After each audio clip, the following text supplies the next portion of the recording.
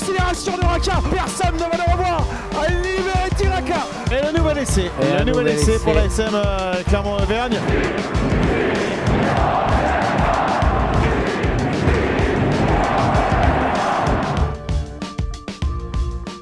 Bonjour et bienvenue dans Ici Montferrand, le podcast qui parle de l'ASM Clermont. Quel est le meilleur adversaire pour Clermont, Lyon ou Montpellier en demi? C'est la question qu'on va se poser dans le débat autour de la table. Pour en discuter, Arnaud Clerc, Valérie Lefort, Christophe Buron. Bonjour messieurs. Salut Greg. Bonjour. Vous retrouverez les top flops et bien sûr le quiz. Mais pour commencer, les trois infos. La première info concerne le nouveau logo de l'ASM. Éric de Cromière s'est senti obligé, le président de l'ASM, de faire une précision au stade ce samedi. Alerté par des internautes de l'incompréhension qui était là leur de voir figurer un logo d'une région toute nouvelle sur un logo d'un club centenaire. Alors ça, c'est la version polie sur Internet. Le président a fait une précision. Il a expliqué qu'il ne s'agissait aucunement du logo de la région Auvergne-Rhône-Alpes, mais du logo de la marque Auvergne. C'était clair pour vous, messieurs ? Un logo reste un logo, que ce soit de la région Rhône-Alpes-Auvergne ou de la marque Auvergne. La confusion était possible. Oui. Et ça vous a surpris de voir un autre logo sur un logo ? Parce que pour le coup, c'est nouveau, ça. Moi, ça m'a pas plus dérangé que ça. Non plus. Franchement. Très bien, monsieur. Et on enchaîne. Deuxième info. Allez, deuxième info à propos des changements de dernière minute. Ça, vous étiez au stade, Christophe. Et sur la feuille de match imposée par Verne Cotter, l'entraîneur montpelliérain, on va vous entraîner dans les coulisses de ce stade. Il a été interrogé par Yves Meunier, un journaliste qui profite d'une belle retraite, mais qui assure aussi la liaison entre staff et médias au stade Michelin. Et on salue notre ami Yves. Voilà, et Yves Verne Cotter lui a glissé. Il y a pas mal de changements. Il pourrait y en avoir encore d'autres d'ici le début du match. C'était pas bon là pour l'imitation. C'était très mauvais. Non. Et les points, non, si, un peu. Et donc, en fait, Verne Cotter a fait plusieurs changements juste avant le match, a glissé qu'il pourrait encore y en avoir juste avant la partie. On sent un peu sa patte quand même. Les changements de dernière minute, c'est quand même un peu son truc. Alors là, je m'inscris quand même un peu en faux parce que c'est quand même des changements dont il se serait bien passé. Ouais. Parce que alors, je crois que c'est la veille que son comment tu l'appelles L'ailier est tombé dans l'escalier. L'ailier est tombé dans l'escalier. Donc, et il nous a dit qu'il avait une grosse coupure au pied, c'est ça Ouais, il marche avec des béquilles le lendemain. Bon, il a mis Dingouza, bon d'accord. Mais bon, se priver de Bismarck Duplessis qui lui s'est blessé à un genou et je crois qu'il n'est même pas assuré de faire le match de barrage. Pour mettre un gamin qui avait jamais joué. Pour mettre un gamin, alors là, c'est la chance du débutant. Il n'avait jamais débuté dans le top 14, 2 essais décisifs. Bravo. Ouais, un bon match, ouais. Donc, et il aurait pu même y en avoir un troisième parce que pour avoir un peu regardé l'échauffement des tribunes, il y a le Géorgien Pilé Chilachava qui s'est fait bander le mollet, je crois, et qui à un moment emboîtait bas. Et Cotter est venu s'enquérir auprès de son médecin de savoir s'il n'y avait pas encore un nouveau pépin. Donc là, pour le coup, il nous a pas fait. Pas de malice, quoi. Non. Pas de malice, ni une Colazo, ni une Guinoves. Voilà. Troisième info, Benjamin Kaiser a annoncé la fin de sa carrière la semaine dernière. Alors, on n'a pas bien compris ici à Montferrand parce que le talonneur a précisé que son départ avait été anticipé, mais en même temps, il avait prolongé juste avant d'une saison. Valérie ? Oui. Où est la vérité ? Doit être entre les deux sûrement. Il avait effectivement prolongé au mois de novembre. Alors effectivement, je pense que le staff n'a pas été mis devant le fait accompli dimanche. Malgré tout, la décision est quand même arrivée tardivement. Donc ça pose effectivement aussi un souci au club pour trouver un talonneur de haut rang ou de haut niveau pour la saison prochaine. C'est sûr que pour l'instant, le club n'a pas de talonneur pour remplacer Benjamin. Pour l'instant, non. Il y a quelques noms qui circulent, notamment celui du jeune Fourcade de Grenoble. On a parlé de Sampéré aussi, on avait évoqué. Qui est censé arrêter lui aussi sa carrière. Oui, voilà, mais bon, après, il est catalan, il paraît qu'il y a des Catalans à l'ASM, il peut y avoir une connexion pourquoi pas. Et puis, peut-être, pourquoi pas aussi le jeune Guillaume Marchand à Toulouse, qui est le frère de Julien, et voilà, qui était champion du monde des moins de 20, si je ne me trompe pas. Voilà. Après, c'est compliqué peut-être pour lui d'essayer de se faire une place et, entre guillemets, je dis bien entre guillemets, de crever son frère pour se faire une place au soleil. Voilà. Mais bon, de toute façon, il faudra trouver un troisième talonneur quoi qu'il arrive. C'est certain. Dans quelques instants, les top flops et le quiz, mais tout de suite, on va se poser la question du débat. Quel est le meilleur adversaire pour Clermont en demi ? Est-ce que c'est Lyon ? Est-ce que c'est Montpellier ? Alors d'abord, un tour de table. Arnaud ? Moi, je vais vous faire une réponse de Normand, Grégory. Il n'y a pas de bon ou de mauvais adversaire. Si Clermont joue sa partition, ou Clermont, pour moi, il n'y aura pas de souci. Ni l'un ni l'autre, quoi. Ou les deux, comme on veut. Okay. Voilà. Valérie ? La même chose. La même chose. Christophe ? Moi, je dirais que le meilleur tirage serait Montpellier. Ah, Christophe a un avis tranché. Pour le coup, pourquoi Montpellier, Christophe, pour commencer ? Pourquoi Montpellier ? Parce que, pour plusieurs raisons. D'abord, pour avoir rencontré Verne Cotter il y a une dizaine de jours, enfin 15 maintenant à peu près, bien évidemment, c'était avant la victoire contre le Stade français, donc le top 6 était loin d'être acquis, la qualif. Ah ouais. Et il reconnaissait en effet qu'il pourrait être pénible à jouer en phase finale, mais il disait bien quand même en off que ces mecs risquaient quand même d'être un peu rincés parce qu'il leur tire dessus depuis 3 mois. C'est-à-dire qu'il active des leviers pour leur faire jouer des matchs quasiment de phase finale chaque week-end depuis le mois de février. C'est ce qu'a dit Benoît Payog, il a dit nous on vient de gagner la finale. Donc c'est énergivore, ça bouffe de l'énergie, tout ça. Et ça me fait penser un peu au Loup l'année dernière, c'est-à-dire que les phases finales vont attaquer, on a l'impression d'une équipe qui a peut-être, je dis bien peut-être parce que bon, je n'ai pas la vérité, qui a encore une cartouche dans le fusil mais pas deux. Le Loup l'année dernière, voilà, ils ont été gagner le barrage à Toulon, ils ont fini à la demi-finale, ils étaient complètement à l'agonie physiquement. Et est-ce que Montpellier, parce que j'ai revu le match de samedi, là, perdu par la SM au Michelin. D'un point, 28-27. Voilà, ils ont fini très éprouvés les Montpellier, ils étaient quand même un peu à la ramasse à la fin. Alors c'est peut-être aussi la conséquence d'efforts consentis depuis 3 mois qui pourraient se payer à un moment des phases finales. Ouais, ils ont commencé tambour battant samedi au Michelin. Oui, d'ailleurs, il marquait un essai qui refusait, mais ils étaient très fort dans l'envie. C'est vrai qu'ils ont fini un peu capot ouvert. Mon deuxième argument, c'est de dire aussi que il y a eu ce match au Michelin, cette seule défaite de la saison, et que c'est un levier de motivation supplémentaire pour nos amis clermontois, qui n'ont pas manqué de s'en servir cette saison, on le sait, on ne va pas refaire l'histoire, mais tous ceux qui leur avaient, entre guillemets, manqué de respect la saison d'avant, l'ont un peu.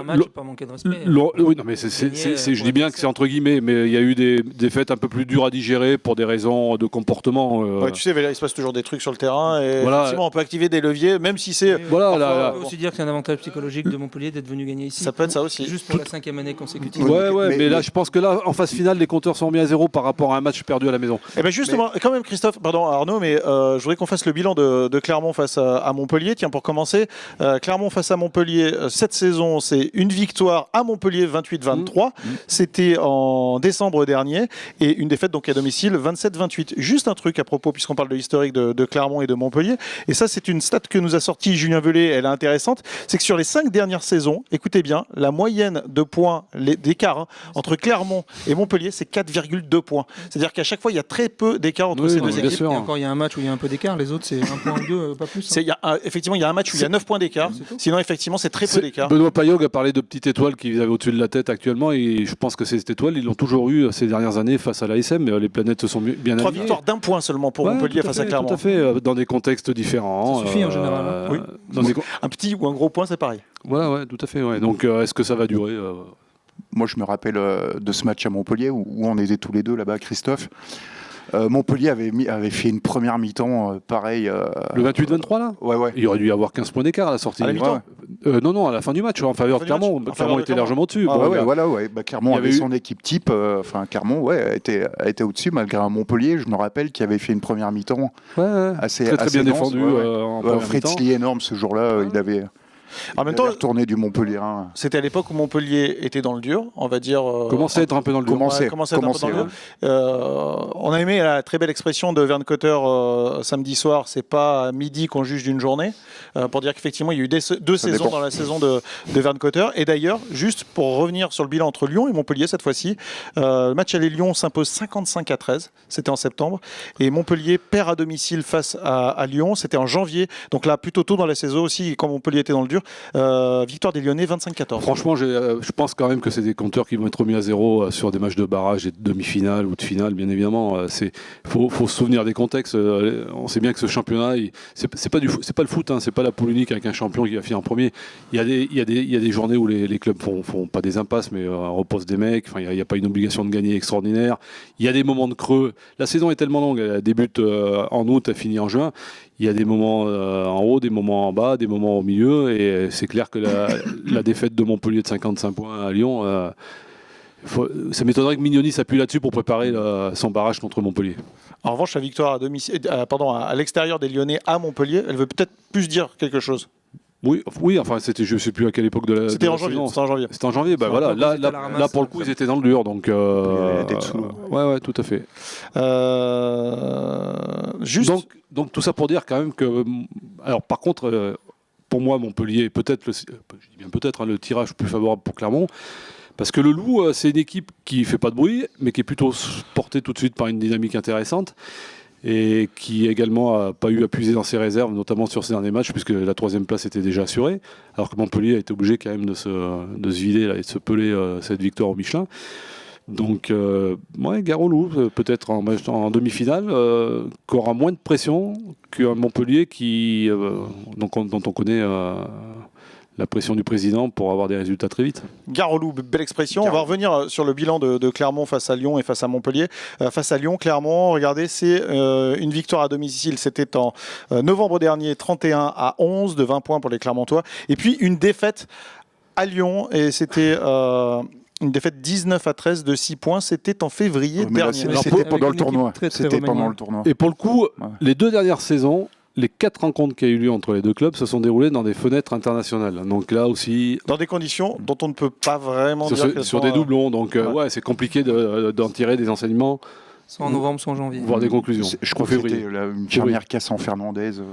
Tout à fait. À Girland, donc l'ASM n'avait vraiment pas son équipe type.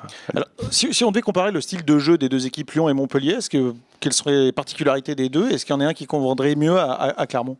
Non, je pense que les 2 équipes ont effectivement des styles différents, mais je pense que l'ASM est capable de s'adapter aux 2. Qu'est-ce que tu dirais des 2 styles de Lyon et Montpellier ? C'est du lourd, c'est costaud. Pas oublier qu'ils sont venus à Clermont là quand même sans Bismarck Duplessis devant, sans Galtier en 3e ligne, sans Ouedraogo, sans Picamol. Ça fait quand même... On dit qu'il manquait du monde à Clermont, il manquait du monde aussi à Montpellier. Et pas par choix là en revanche. Non, pas par choix. Mais bon voilà, après, mais je pense que Clermont est capable de les déplacer, est capable aussi de les prendre devant, parce qu'ils ont des arguments sans aucun problème. Lyon c'est un peu différent, mais je pense qu'un Clermont à son top niveau est un peu supérieur, je dirais, dans tous les domaines au Loup, qui est un peu une petite marche en dessous. Arnaud ? Je suis d'accord avec Valérie. Ça me fait plaisir. Non, Clermont, là on l'a vu contre Montpellier, Clermont notamment au niveau du pack, il y avait quelques absences, mais je pense qu'avec un Falgou, un Slimani, un Timani, un Fritzli, un Yato, je pense que Clermont est capable de contrer un peu cette puissance physique montpelliéraine. On l'a vu d'ailleurs à Montpellier où Clermont avait son pack titulaire. Et Lyon, comme Valérie, je pense que si Clermont joue avec ses armes et avec tous ses joueurs, Clermont est normalement supérieur au Loup, à mon avis. Alors on s'est amusé avec Julien Velay de faire une petite stat qui n'aura peut-être pas beaucoup de sens, mais puisque Vern Cotter et Pierre Mignoni sont 2 anciens de la maison clermontoise, on s'est amusé à dresser le bilan de Cotter et de Mignoni à la tête de leurs 2 clubs face à Clermont. Vern Cotter, c'est 3 victoires en 4 matchs et une seule défaite face à Clermont. Pierre Mignoni, c'est 2 victoires et 4 défaites face à Clermont lors des 3 dernières saisons. Après, on aurait pu effectivement élargir un peu avec Pierre Mignoni qui n'était pas à la tête de Toulon mais qui était assistant de Philippe Saint-André et de Bernard Laporte. C'était 4 victoires, 1 nul et 5 défaites en adjoint de Saint-André et Laporte, mais 2 victoires en finale de Coupe d'Europe, Pierre Mignoni face à Clermont. Oui, on peut faire confiance au stratège qui est Pierre Mignoni pour bien préparer la demi-finale, s'il a la chance de passer contre Montpellier, bien sûr. Il connaît bien le jeu, et puis c'est le jeu clermontois, mais c'est surtout quelqu'un qui analyse beaucoup, qui dissèque, qui voit un peu les failles. Pour revenir à ce que tu disais, enfin ce qui s'est dit un peu avant, sur les deux registres d'équipe. Style de jeu, ouais. Style de jeu, c'est vrai que Montpellier, si on les contre devant, il y a moins de problèmes pour avancer, parce que je pense qu'il y a une vitesse supérieure à Clermont derrière, notamment. Nadolo a du mal à revenir quand même. Voilà. Par contre, si tu les laisses avancer et qu'ils jouent dans tes 5 mètres et que tu écartes les ballons ou sur Nadolo ou Nagosa, c'est un peu plus compliqué. On a vu que Penaud, quand il s'agit de plaquer Nadolo à 5 mètres de la ligne, que ce soit Damien Penaud ou un autre d'ailleurs. Et puis ils n'avaient pas trop envie non plus. C'est très compliqué. Donc, plus d'envie pour plaquer en demi. Ouais. Sur ce oui, je pense qu'il y aura beaucoup plus d'envie à Bordeaux. L'envie était clairement différente. Donc si vous les contrez devant, c'est quand même un peu plus facile. Si tu joues en avançant, si tu leur fais subir un peu physiquement, tu peux plus facilement passer sur Montpellier. Lyon, c'est un peu plus équilibré entre les lignes, c'est un pack un peu plus mobile. Mais il peut y avoir un autre dynamisme. Et puis bon, ils sont très forts dans certains secteurs, notamment la touche. Ouais. Ils sont très bons en contre et tout. Ça peut être aussi un secteur important. Est-ce que ça veut dire que tu as changé d'avis depuis le début du débat, Christophe ? Non, tu penses toujours que Montpellier est le mauvais client pour Clermont ? Je pense toujours que Montpellier est le meilleur. Non, je n'ai pas dit que. Pardon, le meilleur client, pardon. Le meilleur client. Montpellier donc il n'a pas changé d'avis, effectivement. J'ai pas changé d'avis, était peut-être le meilleur client pour Clermont. Vous restez Valérie et Arnaud sur le même bilan ? Vous êtes toujours normand ? Pareil, normand. Pas vraiment normand, non. Plutôt assez loin. Juste une parenthèse, il y a Rouen qui monte en Fédéral 2, c'est une bonne nouvelle pour le rugby.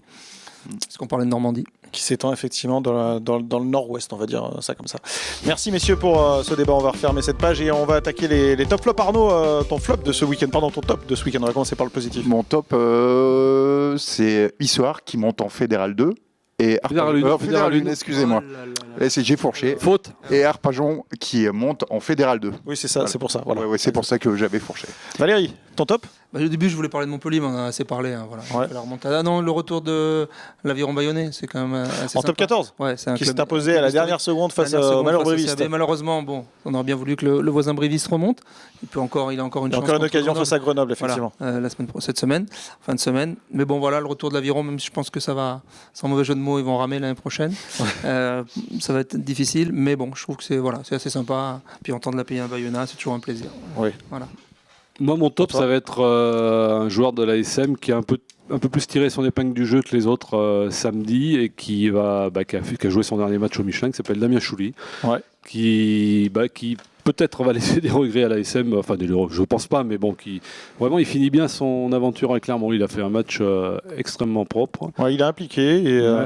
Puis il retrouve un niveau qu'on lui a connu il y a quelques saisons, et il l'avait toujours dit. Et on le sent concentré dans son jeu, effectivement. C'est à l'image du bonhomme. Ce qui est très pro, c'est qu'il lâche pas l'affaire. Effectivement, il est toujours là. Oui, puis bon, ça prouve qu'un joueur, il dépend avant tout de son physique, sauf s'il a des problèmes psychologiques, ce qui n'est pas son cas. Donc quand le physique revient ou suit, on connaît la qualité du joueur, et je trouve qu'il a vraiment fait une prestation très intéressante, que ce soit dans le domaine défensif, mais même dans la continuité du jeu. Il a assuré quelques passes et quelques relais intéressants. Surtout qu'en plus, il n'avait pas été impliqué sur la finale de Challenge Cup, et il s'était beaucoup dépensé en marge du match. Et non, mais vraiment, il était très bien. Damien Chouli qu'on retrouvera du côté de la Catalogne en Pro D2 à Perpignan la saison prochaine. Ton flop, Arnaud? Alors, je vais rester sur Arpajon, et mon flop, ça va être l'accueil très particulier réservé aux Cantaliens par le club d'Aubagne. Pays de Pagnol, non. Les joueurs ont été, les joueurs d'Arpajon ont dû faire face à un public à une ambiance particulièrement délétère, hostile, avec des crachats, des jets de projectiles, des insultes en tout genre, une agressivité. On parle de Fédéral 3 là. Hein. Ouais, on parle de Fédéral 3, vous voulez me piéger. Faut que tu ailles voir un match à la Seine-sur-Mer un jour. Non, pas du tout. Non, mais c'est lamentable. Aubagne n'avait pas besoin de ça. Et Arpajon a fini par passer, donc tout est bien qui finit bien. Carton rouge donc pour le public d'Aubagne. Valérie, ton flop? Le flop, c'est l'organisation du match de barrage entre le Racing et La Rochelle dans ce merveilleux stade, non pas l'Arena qui était prévu depuis, mais à Colombes. La U Arena, le retour à Colombes, le Racing. Le Racing retourne dans son vieux cimetière de Colombes. Quand même un stade où il y a eu des JO, il y a eu une finale de Coupe du Monde de foot, mais c'était au siècle dernier. Voilà. Quand même. Même dans la première partie du siècle dernier. Là, vraiment, quoi. Pratiquement, oui, c'est en 38. Donc c'est un stade pourri, il n'y a pas d'autre mot, totalement délabré. Et en fait, le match ne se joue pas à la U Arena puisque l'enceinte est réservée. Mademoiselle Mylène Farmer fait des essais pour son concert. Donc en fait, c'est pas Lorenzetti, le Racing nous avait vendu un stade couvert, etc. C'est d'abord une salle de spectacle. De toute façon, ça reste une salle de spectacle même quand il y a des matchs. Pour moi, c'est une antithèse pour le rugby. Voilà, c'est pas sympa, je trouve, pour le sport.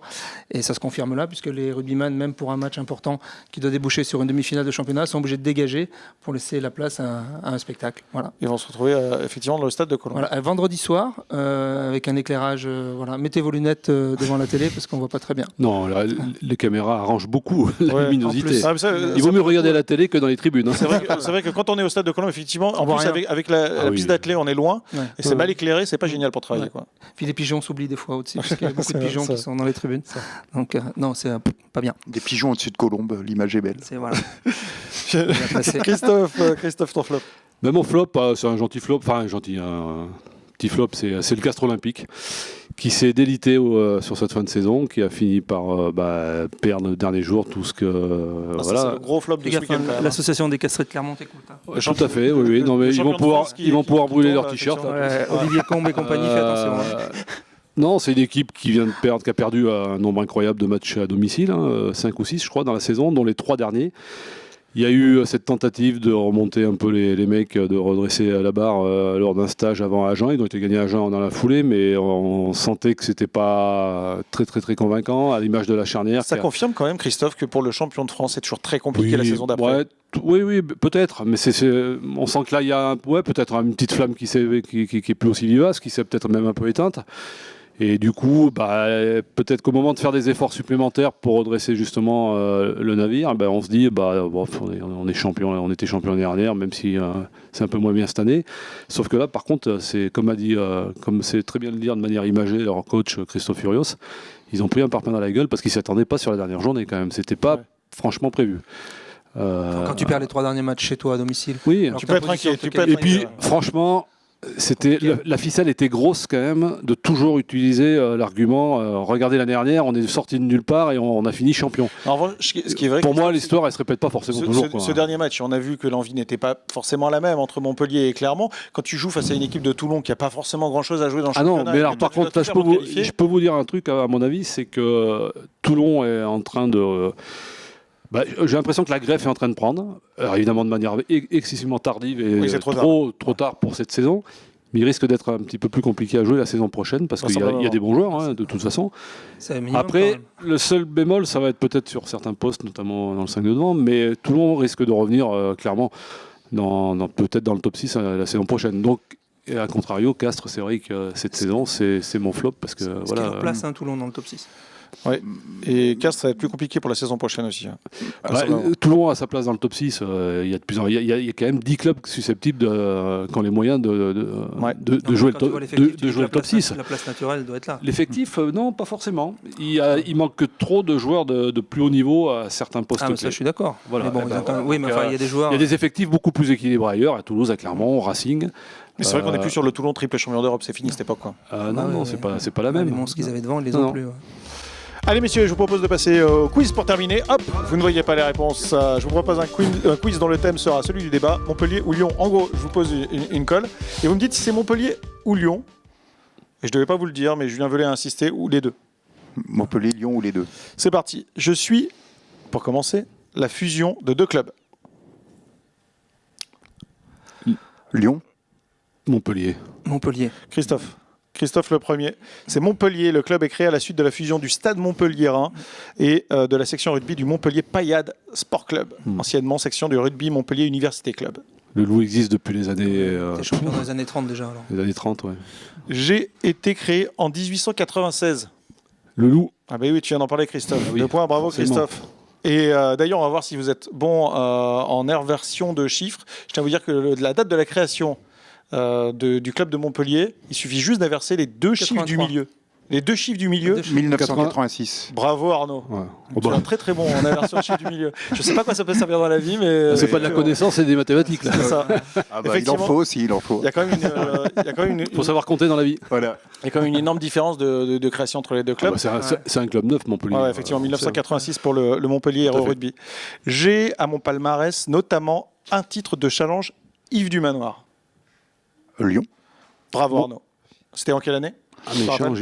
Oui, bien sûr. 54. Il n'y a pas de Yves du Manoir à Montpellier, aussi surprenant que ça puisse paraître. Mais ils ont biffé le nom du stade. J'ai pas le nom. Quand le challenge du Manoir est mort, d'Yves du Manoir. Montpellier n'était pas encore dans l'élite, je crois. Non. 1933, c'était l'année du titre de Lyon en challenge Yves du Manoir. On n'était pas au stade ce jour-là. Alors, un arbrisseau de la famille des cistacés. Alors là, j'imagine que vous... La ciste. La ciste, c'est fleur de ciste. Et floqué sur mon maillot, c'est Montpellier. Bravo messieurs, effectivement. Facile. La fleur de ciste qui est floquée sur le maillot de Montpellier. Attention, j'ai le plus gros budget des 2 clubs. Lyon, bravo Christophe. Annoncé en début de saison, 29... un budget officiel, on parle. Ouais, exactement. 29,8 millions d'euros pour Lyon et 27 millions d'euros pour Montpellier. 4e et 5e, ces 2 clubs en termes de budget. Pour terminer, c'est un ancien Clermontois qui est responsable de la mêlée de mon club. Les 2. Bravo Arnaud. Bravo. Super Arnaud. Alors là, franchement, c'était le piège. Atoub, effectivement. Et Heinz de l'autre côté. En partie. Ouais. Oui, Heinz ouvert de côté. On va dire un des deux. Heinz, c'est plutôt la touche, mais ça peut être la mêlée aussi. Ça peut être les 2. Puis il ne va pas rester. Très bien. Merci, monsieur. C'était un beau quiz, une nouvelle fois remporté par Christophe quand même, je tiens à le souligner. On se retrouve très bientôt, dès la semaine prochaine, pour parler cette fois-ci d'un nouveau thème. Mais en tout cas, on parlera forcément de Clermont, de Montpellier ou de Lyon. Merci à vous. À bientôt, messieurs. Au revoir, bonne journée. Salut à tous. Au revoir.